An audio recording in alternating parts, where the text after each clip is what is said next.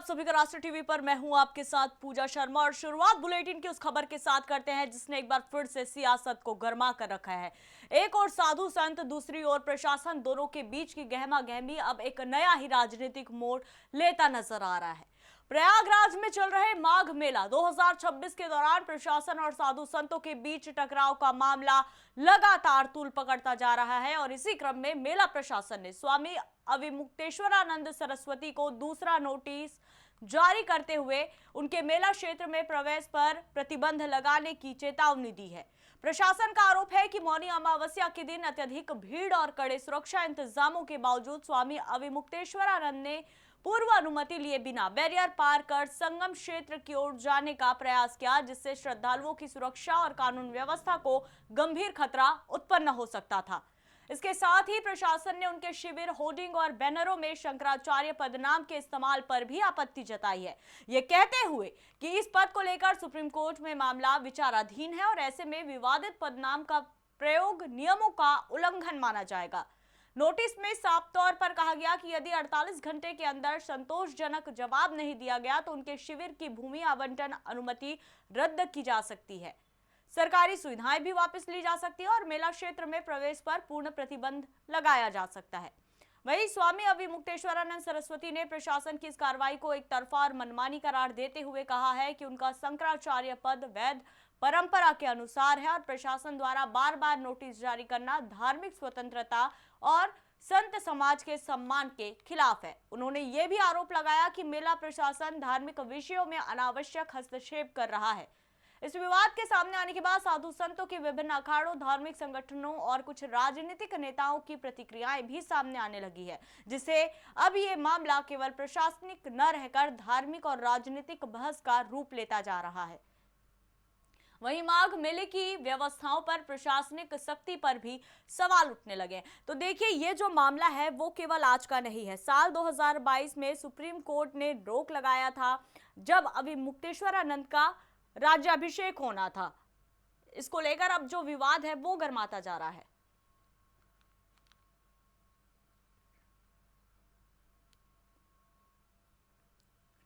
तो चलिए अब इस पूरे मामले पर चंद्रांशु जी महाराज जो कथावाचक है वो हमारे साथ जुड़े हैं और उनसे जानने की कोशिश करेंगे कि आखिर ये जो विवाद है वो क्यों हो रहा है और किस तरह से संत समाज इसे देख रहा है।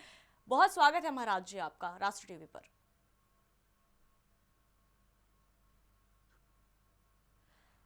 महाराज जी, क्या किसी संत की पदवी अब प्रशासन तय करेगा? क्योंकि हंगामा जो मचा हुआ है, कहीं ना कहीं साधु संतों के बीच प्रशासन की जो ये एंट्री है ये बेहद ज्यादा विवाद को गर्माता नजर आ रहा है।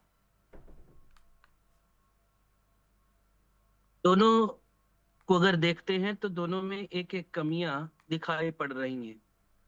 जैसे गंगा स्नान का पूरा मैटर था नहीं, गंगा स्नान करने के लिए तो जाने ही दे रहे थे। मेन मुख्य था कि आगे भीड़ बहुत है और आगे किसी की पालकी नहीं गई। ये कोई शाही स्नान महाकुंभ का नहीं है, ये माघ मेले का है। तो शंकराचार्य जी और उनके समर्थकों ने जिद कर दिया कि मतलब जाना है, उसी में तोड़ फोड़ हुई। प्रशासन की तरफ से किसी की चोटी ब्रह्मचारी का खींचने का उनके अमानवीय कृत्य सामने आए। और वहीं शंकराचार्य जी के अनुयायी भक्त है, एक तरीके से कहा जाए सनातन धर्म वाले ही शंकराचार्य जी मानते, दूसरा कौन इनको मानता है और क्यों मानेगा, हम ही सब मानने वाले लोग हैं। तो हम सबके जनभावना के भी ख्याल शंकराचार्य जी को रखना चाहिए था, जो थोड़ी बहुत कहीं ना कहीं एक त्रुटि के रूप में आती है। यद्यपि वो जिस पद पर बैठे हैं वो सर्वथा प्रणम में है और उनके लिए कुछ कहना ठीक उचित नहीं है। परंतु अब आगे जो हो रहा है ये बिल्कुल भी उचित नहीं, न सनातन धर्म के लिए उचित है और न प्रशासन के लिए उचित है, क्योंकि शासन सत्ता है वो अस्थाई है। आज है, कल नहीं भी रहेगी, पहले भी लोग रहे हैं, दूसरे भी आएंगे। पर शंकराचार्य जी की जो पदवी है वह निश्चित तौर पर कहीं ना कहीं हमेशा रहने वाली है, जब तक उनका जीवन है, सब कुछ है। तो इस तरह से प्रशासन जिस तरह से उनके के लिए नोटिस कर रहा है और जिस तरह से उनको गाइडलाइन कर रहा है, ये उसका अनाधिकार एक चेष्टा है। लाइन ऑर्डर मेंटेन करना उनका दायित्व तो हो सकता है, पर कौन शंकराचार्य रहेगा कि नहीं रहेगा, कौन सही है कौन गलत है, ये डिसाइड करना प्रशासन का काम नहीं है। न्यायालय का एक बार काम हम मान भी लेते हैं कि हो सकता है न्यायालय के यहाँ विवाद कोई आपसी सहमति से नहीं बन पाए तो न्यायालय में गए न्यायाधीश निर्णय ले सकते हैं। पर प्रशासन ये नोटिस जारी करे या सब कुछ करे, हमको लगता है ये बिल्कुल उचित नहीं है। और ऐसे समय में जब मुखिया उत्तर प्रदेश के एक योगी हैं, तब इस तरह से प्रशासन कर कार्य करे तो भी बहुत अच्छी बात नहीं होती है। यद्यप यही भी बात सही है कि दोनों में देखने को आप सब भी देख रहे हैं, पूरे दर्शक भी, भारत ही पूरा पूरा सनातन समाज सभी लोग देख रहे हैं कि जिस तरह से शंकराचार्य जी भी वक्तव्य दे रहे हैं। एक मुखिया मुख्यमंत्री के नाते न कहें तो गोरक्ष पीठ एक बड़ा पीठ है और उसके पीठाधीश्वर नाथ संप्रदाय के पीठाधीश्वर योगी जी महाराज हैं। वो भी कोई चलते फिरते इधर उधर के नहीं है, वो भी एक पीठ के वो अध्यक्ष हैं, अंतरराष्ट्रीय अध्यक्ष के रूप में विराजमान नाथ संप्रदाय के।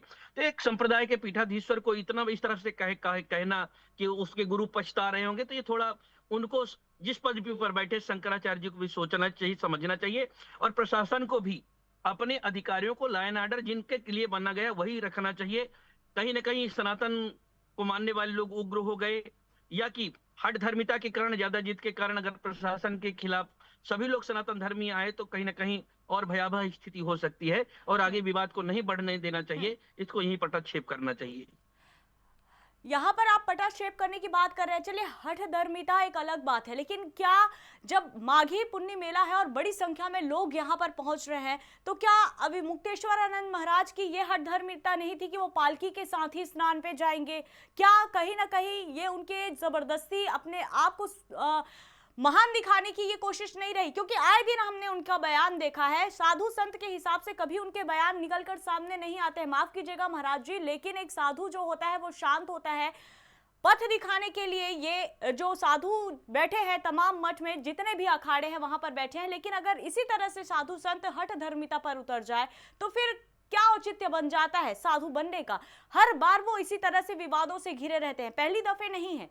क्या पालकी में स्नान करते तभी वो स्नान होता, तभी वो गंगा में स्नान कर सकते थे, बिना पालकी के स्नान नहीं हो सकता था? तो क्या ये हठ धर्मिता साधु की नहीं थी? अभी मुक्तेश्वरानंद महाराज की हठ धर्मिता नहीं थी? व्यक्ति के रूप में उनको कुछ कहा जा सकता है, पर सनातन धर्म को मानने वाले लोगों के लिए जिस कुर्सी पर बैठे वो बहुत महंगी कुर्सी है। मैंने अपने शब्द के मतलब शालीनता के लहजे में मैंने वही कहा कि जो लोग आपको भगवान मानते हैं, अगर आपके जाने से उनको असुविधा होती है और प्रशासन कह रही है, आपसे निवेदन कर रही है, और अब फिर वो मतलब उस रास्ते को आप खुलवा रहे हैं जो आपातकाल के लिए है। अगर मान लीजिए भगवान न करे कभी ऐसा कुछ हो गया कि कोई उस समय अप्रिय घटना होती, तो क्या आप जिम्मेदार होते? आप तो हाथ खड़ा कर देते, तब भी प्रशासन ही उसमें पिसता, प्रशासन पर ही कहीं ना कहीं आक्षेप आता। तो उस समय प्रशासन ने जो रोक लगाया, जो कुछ भी किया, वह तो उचित ही था। और मैं फिर कह रहा हूं कि अकेले ये शंकराचार्य जी ही नहीं है, निश्चित तौर पर 3 शंकराचार्य जी और हैं, उनका कभी कोई इस तरह विवाद न आता है, और न छोटी मोटी बातों पर हर जगह माइक के सामने, वो मीडिया के सामने अपना एक रिएक्शन है देते नजर आते हैं। वह अपने पद की गरिमा को समझते हैं और कब बोलना है, कब नहीं बोलना है, कौन सा बात कहना है, कौन सा नहीं कहना है, इस बात का भी वो लगातार ख्याल रखते हैं, वो विचार रखते हैं। तो कहीं ना कहीं इनके द्वारा बिल्कुल जो आप कह रही हैं, हमारा यहाँ प्रधानमंत्री से सबसे प्रश्न पूछने का, अपनी बात कहने का हक है, उसी हक के तहत इतना कहते हैं कि ये नहीं करना चाहिए था, ये उचित बिल्कुल भी नहीं हुआ, ये गलत हुआ। और उनके कारण एक बार नहीं, पहले भी प्रशासन खिलाफ आंदोलन के लिए जो आज इनके रहबर बन रहे हैं, बहुत मतलब इनके शुभचिंतक बन रहे हैं, वही अखिलेश यादव मुख्यमंत्री थे, और इन पर लाठियां बरसाई गई, सिंह बनकर के सामने इनके हमदर्द नजर आ रहे हैं। तो इनको समझना पड़ेगा केवल यही अच्छे हैं, केवल यही सही है, बाकी जितने वहां पर अन्य रामानंदाचार्य जगत गुरु जी हैं, रामानुजाचार्य जगत गुरु जी हैं, और अखाड़ा परिषद है वहां, और महामंडलेश्वर है, द्वाराचार्य हैं, विद्वान, सब लोग बैठे हुए हैं। तो किसी को नहीं, आपको ही क्यों दिक्कत होती है? और आप जब जानते हैं अगर आपका प्रशासन से या सरकार से नहीं बन रही है, तो भी आपको मर्यादा की रक्षा करने के लिए, आप अपने सम्मान की रक्षा करने के लिए कुर्सी की समय की प्रतीक्षा कर लीजिए। आप कहते हैं, जानते भी हैं कि अस्थायी कुर्सी है, स्थायी नहीं है, समय परिवर्तनशील है, जब आए तब कर लीजिए कोई ना कोई। पर इस तरह से बीच बीच में जाकर के जब भी कुछ होता है, पिछले बार भी जब घटना हुई, आपने देखा भगदड़ वगैरह वाली जो घटना हुई इतनी भीड़ भाड़ में, उस समय भी इनका बयान ये रोटियां सेकते नजर आए। अभी जब देख लीजिए, अभी भी ये रोटियां सेकना जानबूझ करके 20 कदम चलने का केवल मामला था, और उसमें प्रोपोगंडा कई दिनों से खड़ा करके रख दिया इन्होंने।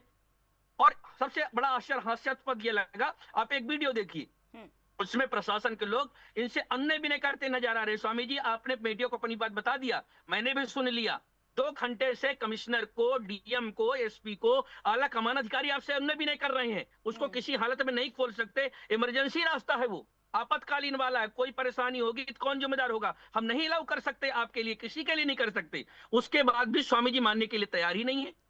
अरे आप जिस कुर्सी पर बैठे हैं उसकी गरिमा महिमा के कारण आपको लाखों लाख नहीं करोड़ों करोड़ों हिंदुओं की आस्था के केंद्र बिंदु पर बैठे हैं। आप एक व्यक्ति नहीं, जिस कुर्सी पर बैठे हो बड़ी महंगी कुर्सी है, और जब आप पर कोई आक्षेप होता है तो हम सबको शर्मिंदगी महसूस होती है, हम सबको तकलीफ होती है। आप वहां बैठे हुए हैं तो भी तकलीफ हो रही है, पर दुर्भाग्य से पछतावा ना हो जाए कहीं ना कहीं कि ऐसे पद पर बैठा हुआ व्यक्ति अयोग्य है, या वो अपनी गरिमा को नहीं समझ पा रहे हैं किस कुर्सी पर बैठे हैं। ये नहीं साफ होना तौर पे चाहिए। यद्यपि आज हमेशा हमेशा हमने देखा, इसी तरह से हमने देखा है कि उग्र रूप से उनके वक्तव्य सामने आते हैं। चारों पीठाधीश के अगर पीठाधीश्वर की बात करें तो सबसे ज्यादा अविमुक्तेश्वर आनंद महाराज ऐसे हैं जो लगातार या तो वो लाइमलाइट में आने के बहाने खोजते हैं, या फिर उन्हें बहुत अच्छा लगता है पब्लिक अटेंशन पाना। जो भी मामले अगर हम देखें तो धर्म को साइड रखकर वो हमेशा इसी तरह से उग्र भाषा का प्रयोग करते, गुस्से में क्रोधित नजर आते हैं। ये बिल्कुल एक मठाधीश को, पीठाधीश्वर को